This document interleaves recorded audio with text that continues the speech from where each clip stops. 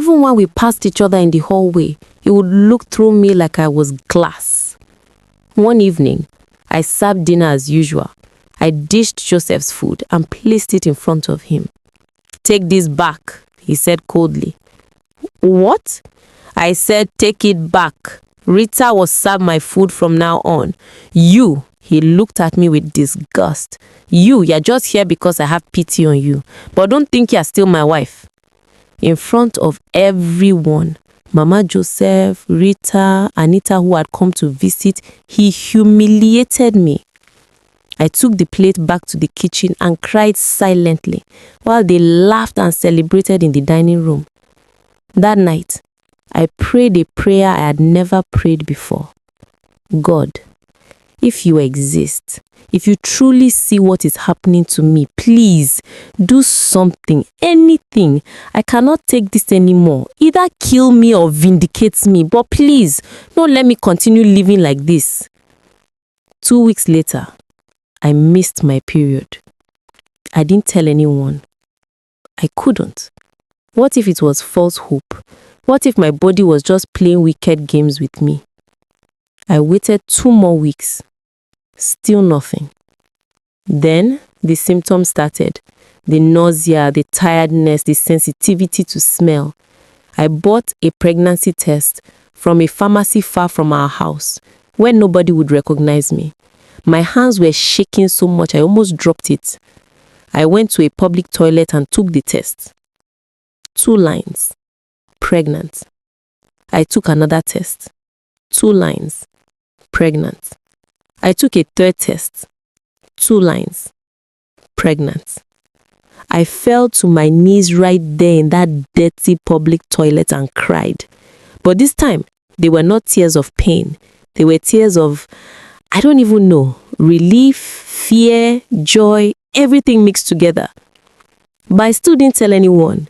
I went to the hospital alone, took the proper test, waited 1 week for results.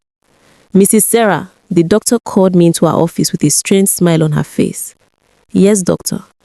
She looked at me, then at the results, then back at me. "You're pregnant." Even hearing it officially, it didn't feel real. How many weeks? "About 8 weeks. But Sarah," she paused, "we need to do a scan. There's something unusual I'm seeing in your results." My heart dropped. "Is something wrong with the baby?" No, just let's do a scan tomorrow. Can you come back?" I came back the next day. The doctor put the cold gel on my belly and moved the scanner around. Then she stopped. I looked closer, moved the scanner again. "Sarah," her voice was shaking.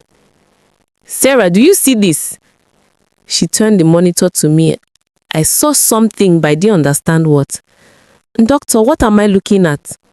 "You are looking at 3 babies, Sarah. 3 heartbeats. You're carrying triplets." The room started spinning. Three babies? Yes, 3 babies. All healthy, all growing well. I fainted right there in that dirty public toilet. I kept the secret for 3 months. My belly was growing, but I wore big clothes. I told Joseph I was just getting fat from stress eating.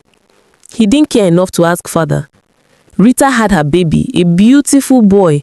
The house went crazy with celebration. The naming ceremony was done big. Anita invited half of Lagos. My mother-in-law was walking on air. "This is my grandson," she would announce it to everyone. "My son's first child. God is faithful." They named him Joshua because my mother-in-law said he is the beginning of our victory. Joshua was 2 months old when I couldn't hide my pregnancy anymore. My belly was too big. Even the big clothes couldn't cover it. One Sunday afternoon, I was in the kitchen when Rita walked in and saw me from the side. She screamed, "Mama! Mama, come and see!" Everyone rushed to the kitchen. Joseph, Mama Joseph, Anita, who had come to visit. Rita was pointing at my belly, her mouth wide open. She's pregnant!" The kitchen went dead silent. My mother-in-law was the first to speak. "Pregnant? How? Who got you pregnant?" Before I could answer, Joseph spoke. His voice was ice. "It's not mine." Those words, those terrible words. "What?" I looked at my husband. "I said it's not mine. I haven't touched you in over 6 months. So whose baby is it, Sarah? Who have you been sleeping with?" The accusation hit me like a slap. All those years of being faithful, of waiting, of suffering, and now he was accusing me of adultery. "Joseph, it's your baby," I said quietly. He laughed, a cruel, mocking laugh. "My baby? Sarah, stop lying. We both know." "I'm 11 weeks pregnant, Joseph. Count back 11 weeks. It's yours." He counted in his head. His face changed. There was actually one night, about 3 months ago, when he had been drunk and came to my room. It lasted maybe 5 minutes, and he left immediately after. But my mother-in-law was not having it. "It's not possible," she screamed. "After 3 whole years of barrenness, now suddenly you are pregnant. You've gone to do juju. You've gone to tie a stranger's baby to my son's head." "I did no such thing." I was crying now. "I went to the hospital. I have test results. It's Joseph's baby." "Show me the results," my mother-in-law demanded. I went to my room and brought the hospital results. They grabbed it and read it. "So," I said, "you can see it's real. I'm pregnant." My mother-in-law looked at the paper, then at me. Then she smiled wickedly. "Okay, you are pregnant. 1 baby. So what? Rita gave us a son. What can your 1 baby do? Nothing." I took a deep breath. "Actually, it's not 1 baby." They all looked at me. "What do you mean?" Anita asked. "I'm carrying triplets, 3 babies, 2 boys and 1 girl." You could hear a pin drop. Rita's face went white. Joseph stumbled backwards. Mama Joseph's mouth opened, but no sound came out. You are lying," Rita finally whispered. I showed them the scan result, the one I had been keeping hidden in my Bible, the one that showed 3 clear babies. Joseph sank to the floor. It just collapsed like a building. Three babies." "Yes, Joseph, God blessed us with 3 babies. After 3 years of waiting, he gave us 3 at once." My mother-in-law was shaking her head. No, this is juju. This is not natural. Nobody gets pregnant with triplets after 3 years of barrenness. She has done something. She has used charm." But even as she said it, she knew. We all knew. This was God. This was divine intervention. This was the kind of miracle that only God can do. From that day, the atmosphere in the house changed. But not in a good way. No, it got worse. You would think finding out I was carrying triplets would make them happy, or at least make them leave me alone. But no, the jealousy was like poison gas filling every room. Rita stopped talking to me completely, but she would talk about me loudly, making sure I heard. "Some people use juju to get pregnant too. They go to native doctors and bring evil into innocent people's homes." My dear, I know, but we are praying. Every evil in this house will be exposed. Anita brought a prayer warrior to the house. A woman in white garments walked around sprinkling holy water and speaking in tongues. "Any strange pregnancy in this house, by fire, by force, expires." I was 6 months pregnant with triplets. My belly was huge, and this woman was praying for my babies to die. Joseph said nothing, did nothing, just watched. But God had not brought me this far to abandon me. My babies grew healthy. The doctors were amazed. "For a first pregnancy and triplets, you are doing remarkably well," they said. Meanwhile, Rita's baby Joshua started having health problems. Small things at first. Fever, cough, not feeding well. "It's normal," the doctor said. But it got worse. Joshua would cry all night. His skin got rashes. He stopped gaining weight. Rita was going crazy. "My baby, what is wrong with my baby?" They took him to every hospital in Lagos. It spent so much money, but Joshua just kept getting worse. One night, about midnight, I heard shouting from Rita's room. I came out and found Rita crying, Joseph holding the baby, my mother-in-law on her knees praying. "What happened?" I asked. Stay away, my mother-in-law shouted at me. You and your witch spirit, this is your doing. You are jealous of Rita's baby, so you are using witchcraft to kill him. What? I would never. Get out of my sight before I deal with you. Joseph looked at me with pure hatred. Sarah, go back to your room. I went back, my hands on my belly, protecting my babies. These people were becoming dangerous. The next day, they took Joshua to a big church in Lekki. The pastor prayed over him, anointed him with oil, cast out demons, everything. Nothing worked. Then one day, Rita came home with fire in her eyes. She went straight to Joseph's room. I heard them arguing. You have to tell her, Rita was shouting. I can't, Joseph replied. Our son is dying. You have to tell her the truth. What truth are they talking about? I wondered. But I was about to find out, because that evening, everything came crashing down. I was in my room when I heard voices in the parlor. Angry voices. Then someone screamed. I came out slowly. My belly was now very big. I could barely walk fast. In the parlor, I found Joseph, Rita, Mama Joseph, and a strange man in a suit. What's going on? I asked. They all turned to look at me. Rita was crying. My mother-in-law looked confused. Joseph looked defeated. The man in the suit spoke first. Good evening. I'm Dr. Emeka from Gene Care Laboratory. I'm here about the DNA test results for baby Joshua. My heart stopped. DNA test? Why did you do the DNA test? Because the baby's blood type doesn't match mine or Rita's, Joseph said quietly. When we went for the medical check for Joshua's illness, the doctor noticed something strange. So I ordered a DNA test. I looked at Rita. She was crying harder now. And I asked, though I already knew. Dr. Emeka opened his file. The test confirms that Mr. Joseph is not the biological father of Joshua. My mother-in-law screamed, What? No, that's not possible. Doctor, check again. Check again.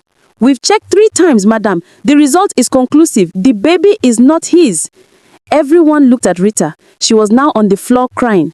Joseph, I can explain, she sobbed. Explain what? Joseph's voice was shaking. Explain how you lied to me. How did you make me marry you? How did you make my family celebrate a child that's not even mine? I thought it was yours. That night at Anita's party, I also slept with someone else. I thought the baby was yours. The room exploded. You did what? My mother-in-law launched at Rita. Joseph had to hold her back. You witch! Anita screamed. You deceived us. You destroyed this family. But I was looking at Anita, and suddenly, everything made sense. You knew, I said. Everyone stopped and looked at me. Anita, you knew. That night you drugged Joseph. You set this up. You and Rita planned to trap Joseph, but Rita was already sleeping with someone else. You knew. Anita's face went white. I don't know what you're talking about. Yes, you do. That's why you invited only Joseph to your birthday. That's why you drugged him. That's why Rita was conveniently there. You wanted to trap him into marrying your friend, but the trap failed because Rita couldn't even keep track of who she was sleeping with. Joseph turned to his sister slowly. Anita, is this true? She backed away. Brother, I was just trying to help you. You needed a child. Sarah couldn't give you. I thought you would destroy my marriage. You thought you would deceive me. We didn't deceive you. Rita was supposed to be only with you that night, but she... I was drunk that night too, Rita cried. There was another man at the party. He looked like Joseph from behind. I don't know what happened. Everything is confusing. I sat down slowly. My legs couldn't carry me anymore. 3 years. 3 years of suffering. For a plan. A wicked, calculated plan. So, let me understand, I said, my voice surprisingly calm. You drugged your own brother. Your friend slept with you and another man. She got pregnant. You all lied and said it was Joseph's baby. You forced him to marry her. You made my life hell. You called me Barren. You mocked me. You treated me like trash. All for a lie? Nobody answered. They couldn't even look at me. My mother-in-law was the first to speak. Her voice was broken. Joseph, my son, what have we done? What have we done? I stood up, anger finally breaking through my pain. What have you done, Mama? You came to my house with one mission to destroy me. You succeeded. You took my husband from me. You made him hate me. You brought this liar into our home. And now you're asking what you've done? Sarah, I was only trying to help my son. Help him? I laughed. That bitter laugh that comes when pain reaches its peak. You destroyed him. Look at him. Look at what you have turned him into. A man who abandoned his wife. A man who broke his vows. A man who believed his mother over his wife. I turned to Joseph. He was sitting on the floor now, his head in his hands. Joseph, look at me. He looked up slowly. His eyes were red. Do you remember what you told me under that mango tree at Unelag? Do you remember your promises? Sarah, do you remember? Yes, he whispered. I remember everything. Then how? How did you let them turn you into this? How did you become a man who would accuse his own wife of adultery when she got pregnant with your children? He had no answer. What answer could he give?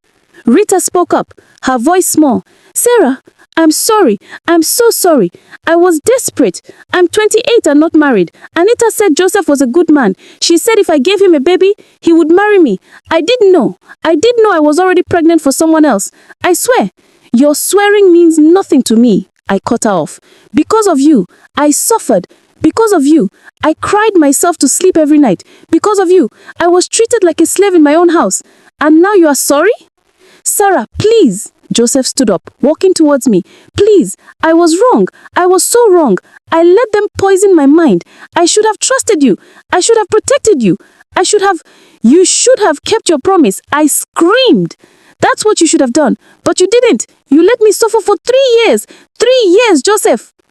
My voice echoed in the room. Then suddenly, I felt a sharp pain in my belly. I gasped, holding my stomach. Sarah, Joseph rushed to me.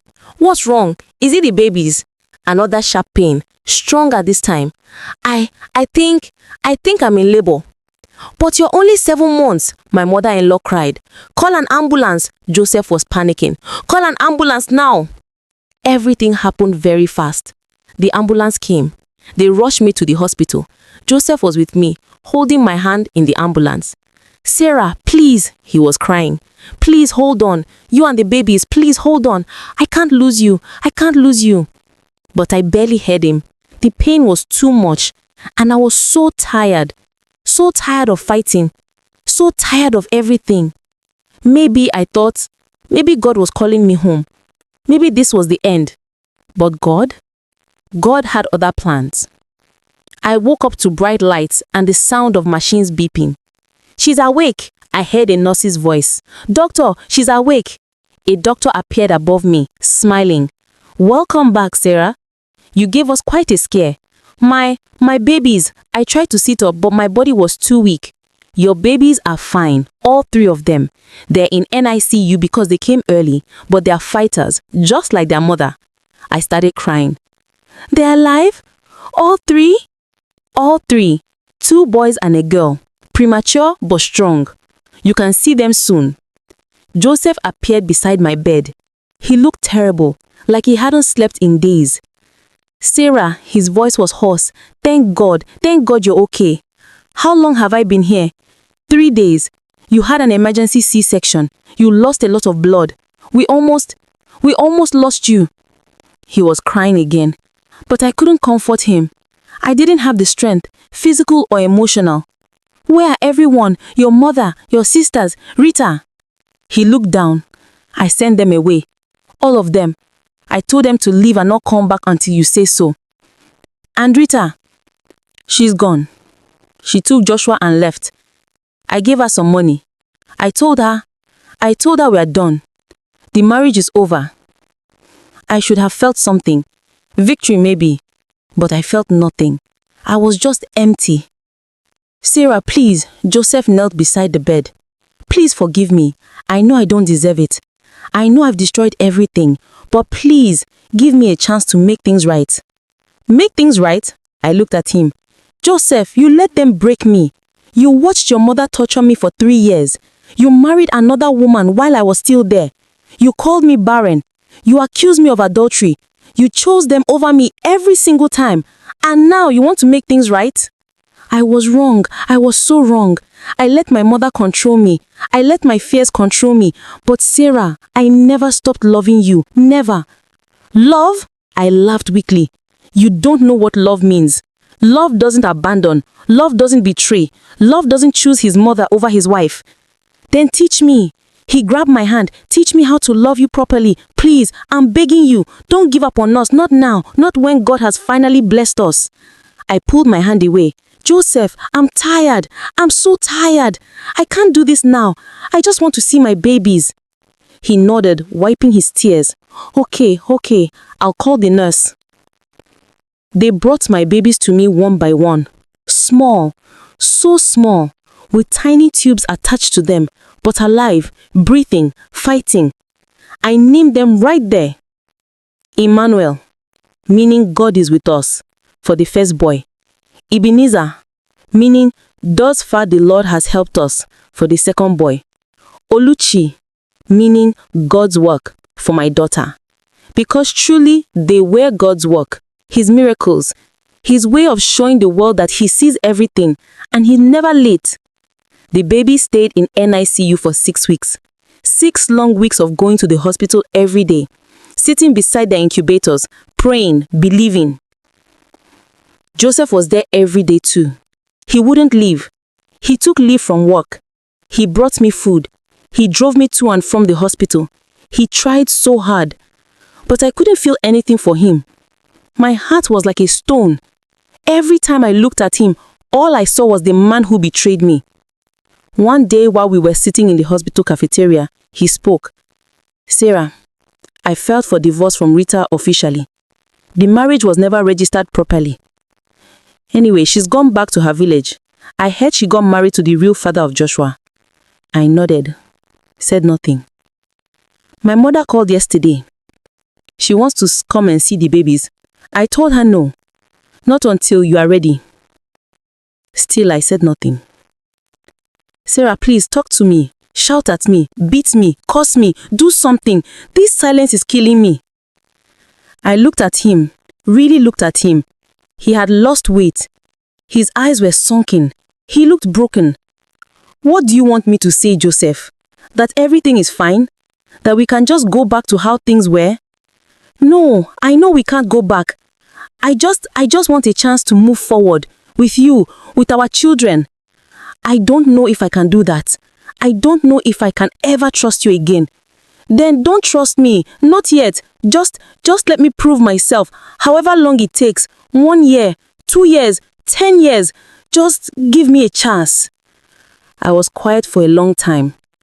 Then I said, I'll think about it. It wasn't forgiveness, but it was something. A small crack in the wall I had built around my heart. When the babies were finally strong enough, we took them home, not to that house in Surulere. Joseph had found a new apartment, smaller, just for us. Clean slate, he said, new beginning. The first few months were hard. Triplets are not easy. 3 babies crying at different times, feeding, changing diapers, sleepless nights. But Joseph was there for every midnight feeding, every diaper changes, every hospital visit. He was there. Slowly, very, very slowly, I started to see glimpses of the old Joseph, the man I fell in love with, the man who used to make me laugh, the man who promised me forever. One night, about 4 months after we brought the babies home, I was crying in the bathroom, just overwhelmed with everything. The door opened, and Joseph came in. Hey, he said softly. What's wrong? Everything, I sobbed. I'm tired, Joseph. I'm so tired. And I'm angry. I'm still so angry at you, at your mother, at what they did to me.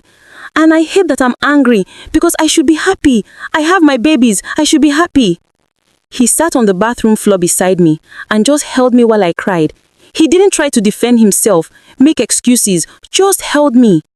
It's okay to be angry, he whispered. It's okay not to be okay.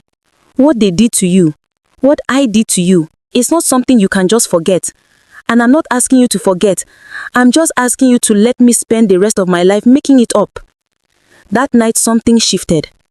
The stone around my heart cracked a little more. 6 months after the babies were born, my mother-in-law showed up at our door. Joseph was at work. I was home with the babies. When I saw her through the peephole, my whole body tensed. I opened the door slowly. Sarah, she said. She looked older, smaller somehow. Her eyes found the babies sleeping in the cot. They are beautiful. she whispered. I didn't respond. She turned to me. Sarah, I know you hate me. You have every right to hate me. I came to destroy you, and I succeeded. But in destroying you, I destroyed my own son. Why are you here, Mama? I came to beg for your forgiveness. I laughed. Forgiveness? You want me to forgive you? After 3 years of torture. I know I don't deserve it, but Sarah, I'm asking anyway.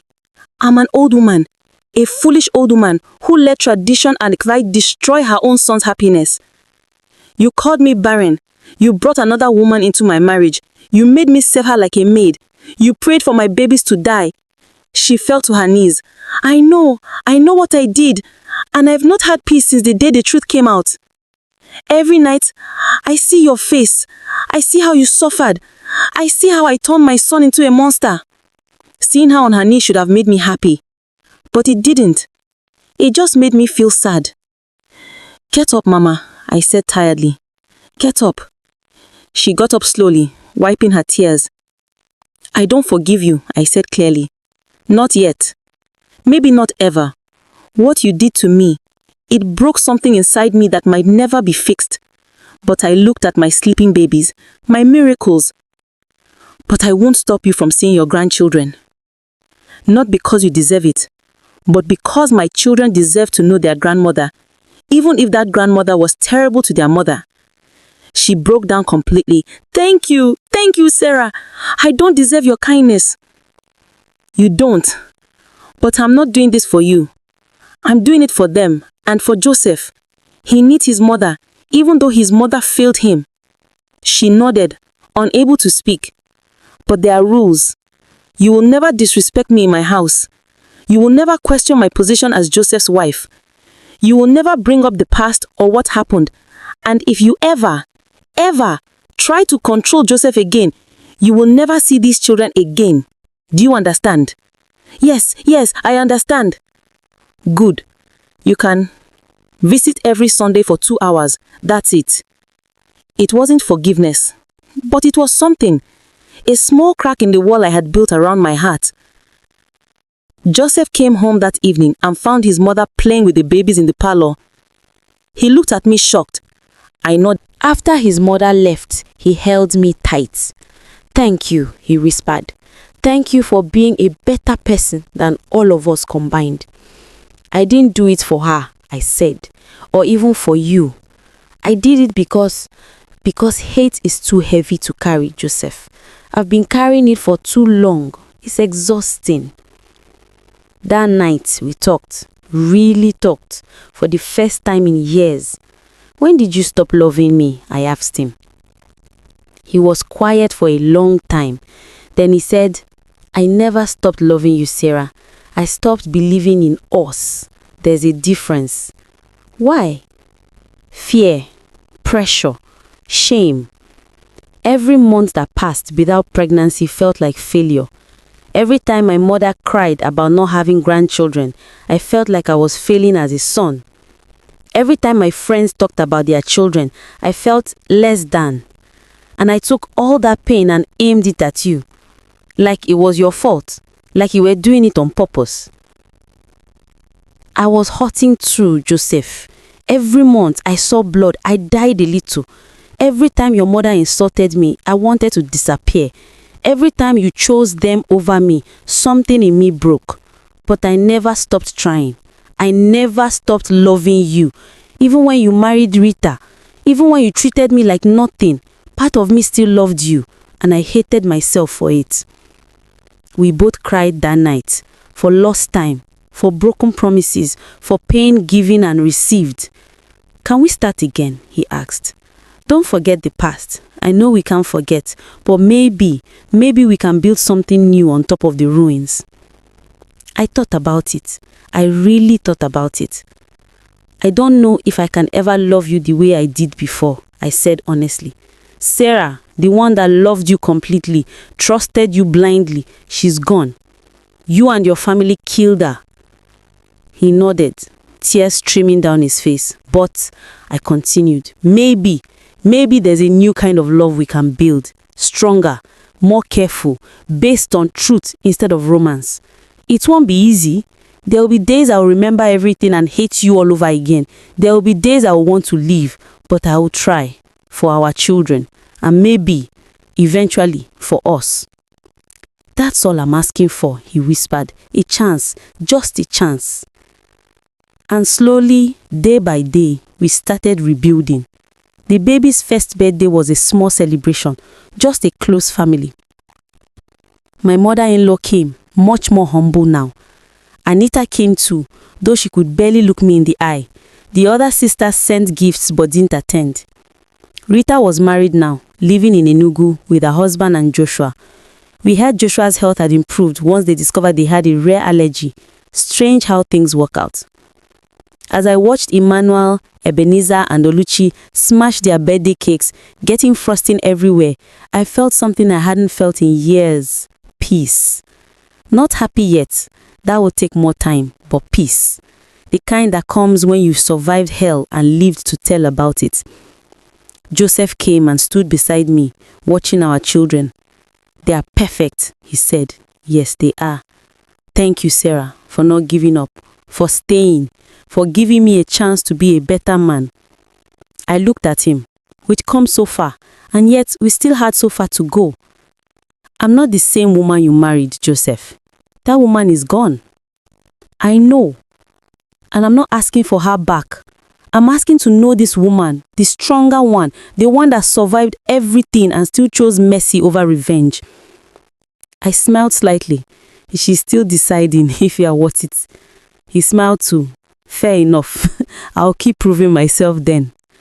One of the babies started crying. Joseph immediately went to pick him up, bouncing him gently. It's okay, buddy. Daddy's got you. Daddy's got you. Such simple words. But watching him with our son, I saw it. I saw the man he could have been all along. The man he's becoming now. Today, I stood in church and gave my testimony. My name is Sarah, I began. My voice strong now. No more trembling, no more shame. I was called barren for 3 years. I was mocked. I was maltreated. I was replaced. I was broken in every way a woman can be broken. But God, I paused looking at Joseph in the congregation, holding our now 4-year-old triplets. Beside them, Mama Joseph, who has truly changed, who now treats me like the daughter she should have treated me from the beginning. But God saw me. Every tear I cried, He collected. Every pain I felt, He felt. Every night I wanted to die, He kept me alive. And when the time was right, not when I thought was right, not when my husband thought was right, not when my in-laws thought was right, but when God thought was right, He blessed me. He didn't just give me 1 child to replace my pain. He gave me 3, because that's how God works. He doesn't just restore, He multiplies. He doesn't just heal, He turns your shame into glory, your pain into testimony, your suffering into strength. The church erupted in praise. After service, a young woman approached me. She was crying. Sister Sarah, I'm 2 years into my marriage, no children yet. My mother-in-law is making my life hell. I wanted to end it all, but your testimony, it gave me hope. I held her hands. Don't give up. Your story is not over. God is writing it, and is a better author than any of us could ever be. As she walked away with new hope in her eyes, I realized something. My pain was not wasted. My suffering was not meaningless. It was all preparation. Preparation to help someone else survive their storm. That night, as Joseph and I put the children to bed, he asked me, "Are we okay now? Truly okay?" I thought about it. About how far we'd come. About the counseling sessions. About the hard conversations. About the trust we were slowly rebuilding. We are getting there, I said. Some days are better than others. Some days I still remember everything and it hurts.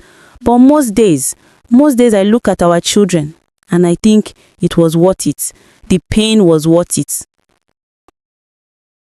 He nodded. I will spend the rest of my life making sure you never regret giving me another chance. See that you do, I said with a small smile. As I lay in bed that night, listening to the sound of my children's soft breathing from their room, I prayed, "Thank you, God. Thank you for seeing me when I was invisible. Thank you for listening to me when I was silent. Thank you for fighting for me when I was too weak to fight for myself. Thank you for the 3 years of waiting because they taught me that your timing is perfect. Thank you for the pain because it made me stronger. Thank you for the testimony because now I can help others. And thank you for turning my story of shame into a story of glory." And somewhere in heaven, I believe God smiled because he always finishes what he starts. He always keeps his promises, and he always vindicates those who trust him. My name is Sarah. I was called barren for 3 years, but God called me blessed. And God's voice is louder than any human voice will ever be. This is my story. This is my testimony. This is my miracle.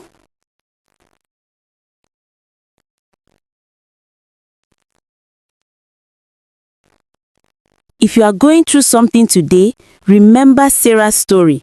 God's delays are not God's denials. Your test will become your testimony, your pain will become your power, and your shame will become your glory. Hold on, your miracle is coming. And when it comes, it will silence every voice that ever mocked you. Don't forget to like this video, subscribe to our channel, and share Sarah's story with someone who needs hope today.